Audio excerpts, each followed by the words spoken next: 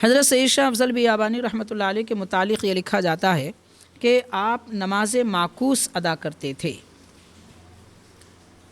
نماز معکوس کا مطلب کیا ہوا؟ ویسے اس کی بہت ساری تفصیلات ہیں، جیسے ایک بڑے بزرگ ہیں حضرت شیخ فرید الدین صوفی رحمۃ اللہ، شیخ فرید الدین گنج شکر رحمۃ اللہ علیہ۔ تو حضرت فرید الدین گنج شکر رحمۃ اللہ علیہ نماز معکوس ادا کرتے تھے۔ آپ آبادی سے دور ایک مسجد میں قیام فرما تھے، وہاں لوگوں کا آنا جانا بہت کم تھا۔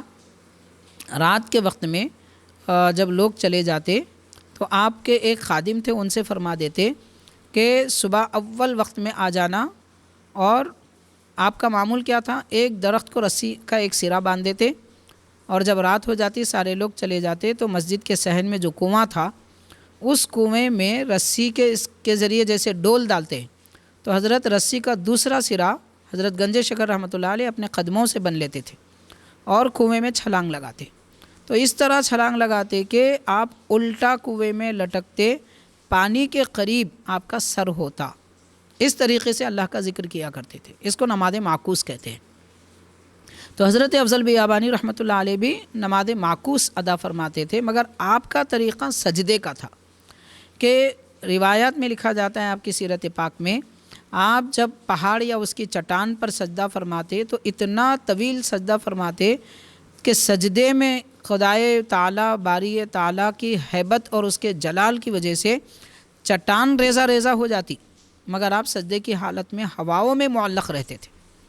یہ انہماک کے ساتھ آپ نماز ادا فرماتے تھے، سجدہ فرمایا کرتے تھے۔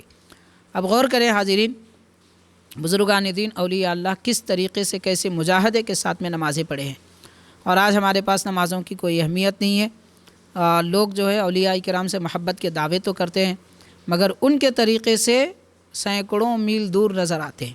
یہ بڑے افسوس کی بات ہے۔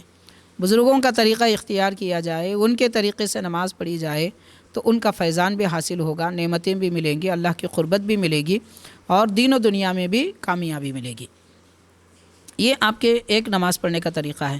اور ایک جگہ ذکر کیا جاتا ہے کہ حضرت شاہ افضل بیابانی رحمۃ اللہ علیہ، بعض روایت میں آتا ہے جو قدیم کتاب میں جیسا کہ ہم نے پڑھا ہے، تقریباً 12 سال تک انہماک کی کیفیت میں، استغراق کی کیفیت میں آپ نے دربار الہی میں سجدہ کیا تھا۔ ایک درخت کے نیچے آپ نے سجدہ کیا تھا، تو اتنا طویل سجدہ تھا کہ آپ کی پشت پر دیمک نے گھر بنا لیا تھا۔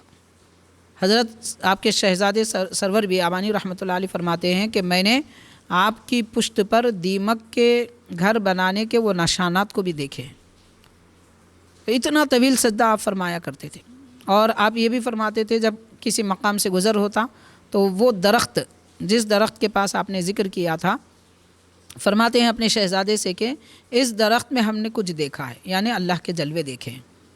جیسے حضرت موسیٰ علیہ السلام کو رب تبارک و تعالیٰ نے درخت کے تنے سے اپنے جلوے دکھائے۔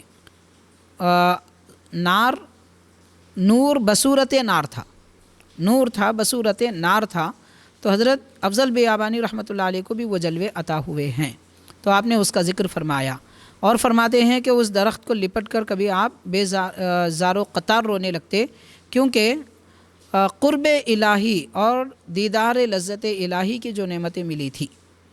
بہرحال حاضرین، حضرت کے یہ ریاضتیں ہیں، یہ مجاہدے ہیں، اور بہت ساری تفصیلات ہیں۔